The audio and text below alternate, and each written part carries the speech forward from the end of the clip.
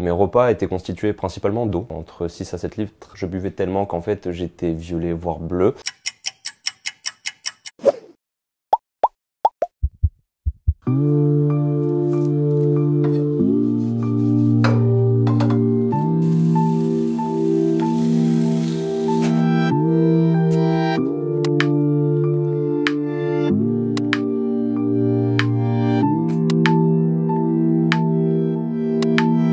J'ai commencé à faire attention à ce que je mangeais parce que tout simplement je voulais continuer à plaire à cette fille qui était toute ma vie pour moi. Mes repas étaient principalement constitués en fait d'une pomme, 2 tranches de pain aux céréales et ensuite évidemment je me nourrissais de tomates et de salade. Je buvais énormément, entre 6 à 7 litres. Je buvais tellement qu'en fait j'étais violet voire bleu. Je remplissais le vide avec de l'eau et à côté j'éliminais ce que je ne mangeais pas ou le peu que je mangeais. J'attachais donc mes chevilles avec des poids de sable de 15 kg. J'avais mon fameux cartable d'école où je mettais du coup tous mes documents dedans et on était à 12,6 kg.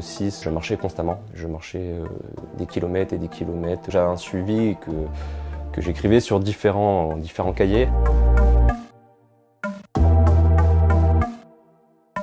On voit pas la descente, on a l'impression qu'on a toujours le même bout de gras, le même pli, que rien n'a changé. Et c'est pour ça que justement je pense qu'on descend aussi bas, c'est parce qu'en fait on ne constate aucune évolution.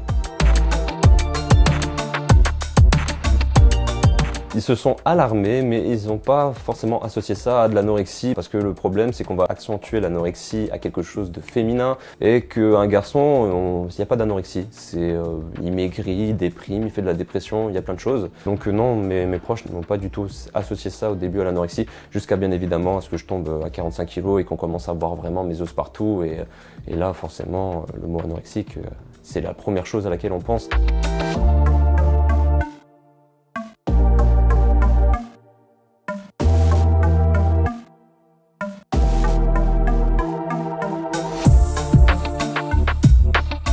La représentation, que ce soit des médecins de premier recours, de l'entourage, de la société, un garçon, c'est pas concerné par les troubles alimentaires, ou moins concerné.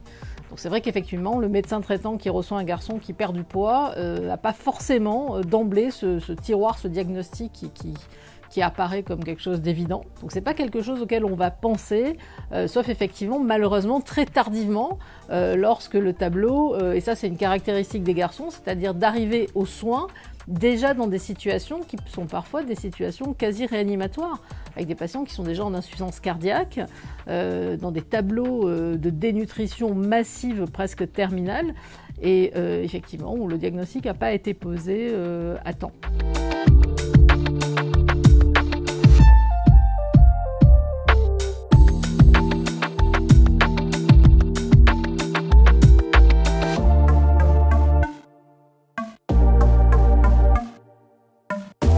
J'ai fait des photos quand j'étais malade, c'était pas la fascination de me dire que j'étais maigre, absolument pas, ou même d'avoir l'idée tout simplement de les montrer un jour.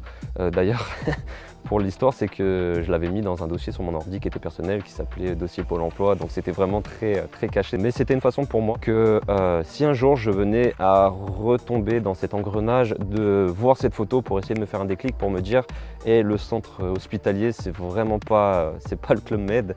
Donc retombe pas dans ce travers, et voilà, c'était vraiment en fait pour moi-même. Il faut beaucoup plus de force pour en parler, et je ne peux que conseiller aux hommes qui l'ont eu et qui souhaitent exprimer ce mal-être, parce qu'on ne se sent pas bien quand on est malade, quelle que soit la maladie, d'en parler à leurs proches, d'en parler à leurs amis.